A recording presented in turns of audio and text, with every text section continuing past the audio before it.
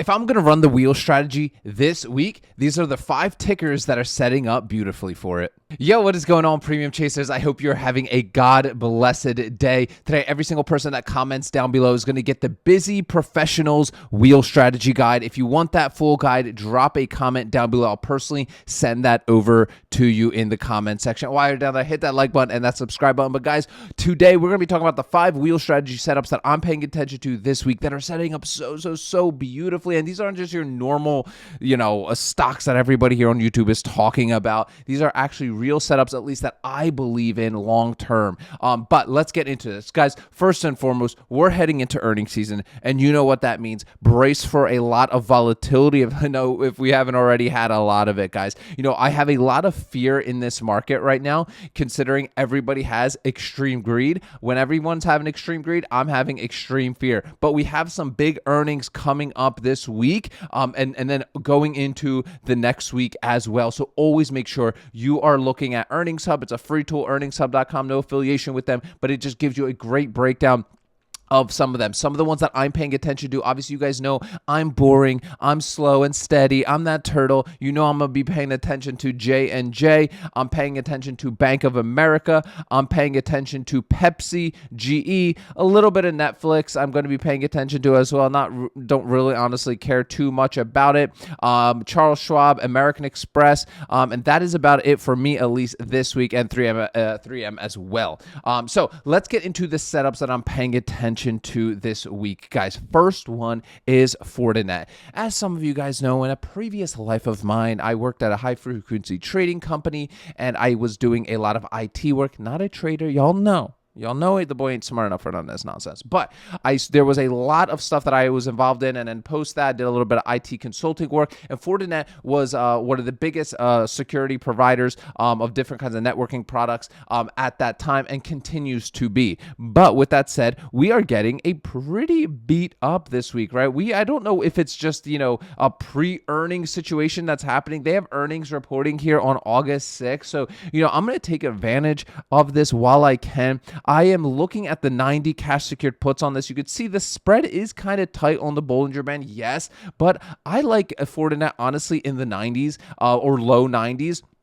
That's what I'm looking at for the cash secured puts. We did kind of see that support around that 85-ish kind of level, or 85 level being obviously the 300-day moving average here. So we're going to see what exactly happens here with Fortinet. I personally like this stock, and I have no problem owning it at 90. So I'm doing the cash secured puts on Fortinet as this continues to drop below its 200-day moving average of 96. But obviously, brace yourselves, guys.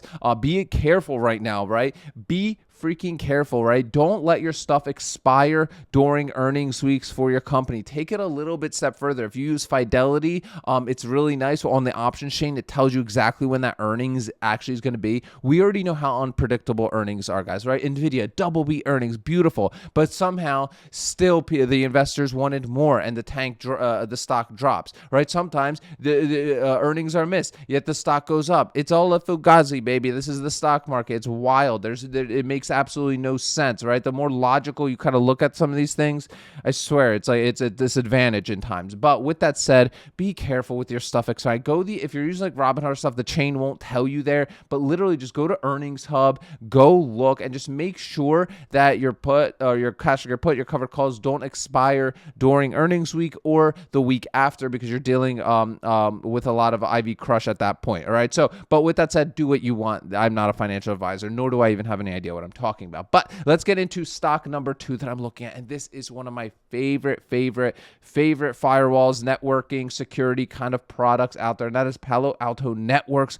Just tanked on us, guys. Just absolutely tanked on us. Again, one of those high conviction stocks for me, like Arista, man. Like, listen, if you know, you know. If you don't know, you don't know. I'm not here to tell you what to invest in. I'm just telling you the stuff I'm looking at. But I'm just like, dude, this is so overblown. It's just comical, because literally the markets, all these companies, the amount of firewalls of these that I deployed is insane. They are I would say the number one firewall provider. Now, do I think it has room to go a little bit lower? I do think across the board we're going to see a pullback, guys. I think across the board we're going to see a pullback because we have just seen an absolute rally since April across so many stocks. So how do we play this, right? Where there's so much kind of like uncertainty with what's going on with tariffs and everything's a tweet nowadays. Like, what do we do? Well, we focus on the stocks we want to own and get them in at better prices, right? At the end of the day, if you're bullish on a stock and you believe it's going to hit all-time highs again, buying below the all-time highs is great. What I personally like to do is go below the 200 and 300-day moving average. I don't know. It gives me a sense of security, a little a comfort knowing that I'm getting my cash secured puts below the 200 and 300-day moving averages. I don't expect a Palo to go back down to like this 152 level. I would love it, man. But, again, during April for me, I was just primarily looking at NVIDIA at that time.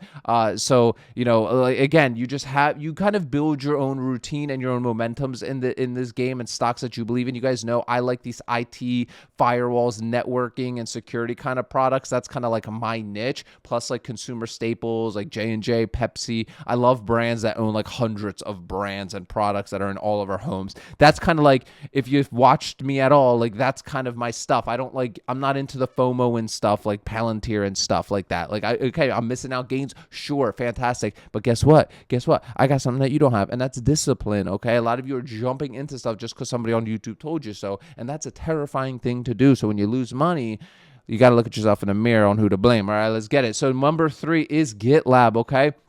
Again, in that tech sector for me, just got absolutely beat up. So this was one of our plays a couple weeks ago in our community, and this thing took a tumble around here. It was around that 41 level. So I'm actually hoping we have a red open because I want to do a cash secured put on this and just run the play right again. I believe I did the 35s before, and we were all able to close them out on this rally back up to 46 for our cash secured puts, trading well below the 200 and 300-day moving average of 54 and 53. Definitely more on my quote unquote higher risk plays because the premiums are pretty nice on a GitLab, right? Because there's a little bit more higher risk. This thing is very volatile. It can move pretty quick as we can kind of see here, and right, it hasn't really recovered right much, right? We could see that it's kind of just been in this slump of ups and downs. But as you know, as option sellers, these ups and downs are fantastic, right? Hit the top Bollinger Band, sell our covered calls, hit the bottom of the Bollinger Band, do our cash secured puts. If we get a sign, be a little patient, run our covered calls,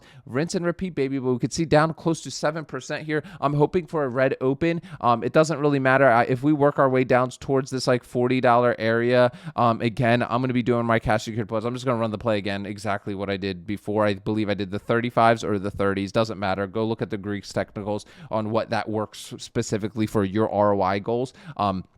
And then make that decision. So for me, I love GitLab, and I'm paying attention to this one especially heavily.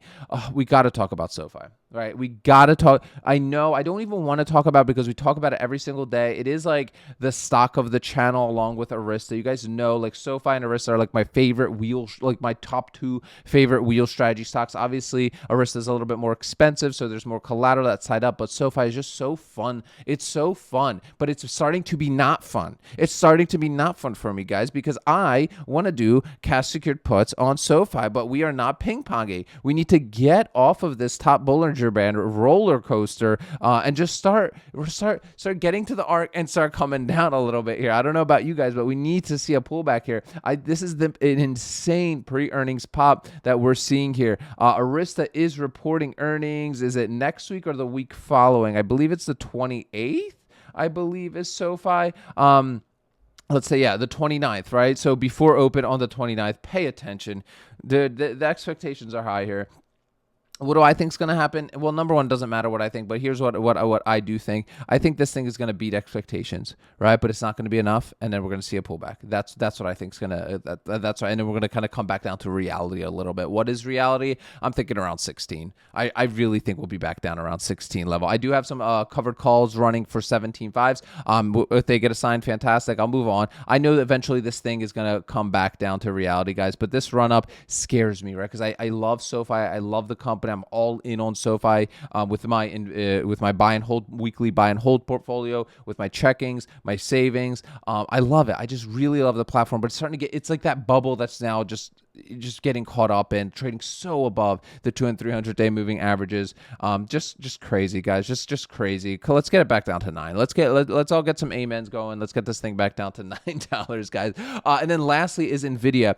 I am going to start doing cover calls on Nvidia. I've been talking about this a little bit in an OSS, and it's just time. It's time to start trimming, in my opinion. That's my opinion. I think this thing has gone just, again, parabolic since April, and I don't know about you guys. I just don't have a good feeling. I genuinely don't. There is so much just so much uncertainty with what's going on in not just the markets, but just the news and the economy. And just, I don't want to go down necessarily that whole entire rabbit hole, but I just have this uneasiness in my gut, and it's telling me let's start trimming. So I'm going to be looking at covered calls for Nvidia here. Most likely the 175s, 180s, not in a rush to get rid of shares by any stretch of the imagination. But with that said, I think it's just the smart move, at least for me, to start trimming that off. Guys, if you want a more hands-on approach and join an amazing community of option sellers that do this day in and day out, Monday through Friday, sharing trade ideas, giving you all the resources you need to set up an option selling portfolio for yourself, click the first link in the description of today's video. You're going to learn in depth what the ARK option strategy is, how we combine 5 sources of premium generation and income into one simple option strategy that really doesn't take more than 30 minutes a week, if that. So if you want to learn more about that, click the first link in the description. 2 quick rules, right? You ain't toxic. You better not be toxic, because we're going to talk to you on the phone before we let you in. And number 2, you got to be financially stable, right? You need a portfolio. You need at least, I would say, like $20,000, $30,000. Obviously, this is a situation, and in life, unfortunately, the money makes more money. The more money you have to sell options, the better off you're going to be, because when you got a small portfolio, you're getting into like weird sketchy companies and stuff like that. So work your way up, right? But click that first link in the description of today's video, guys. Remember, sell options, collect premiums, repeat. I'll see y'all tomorrow.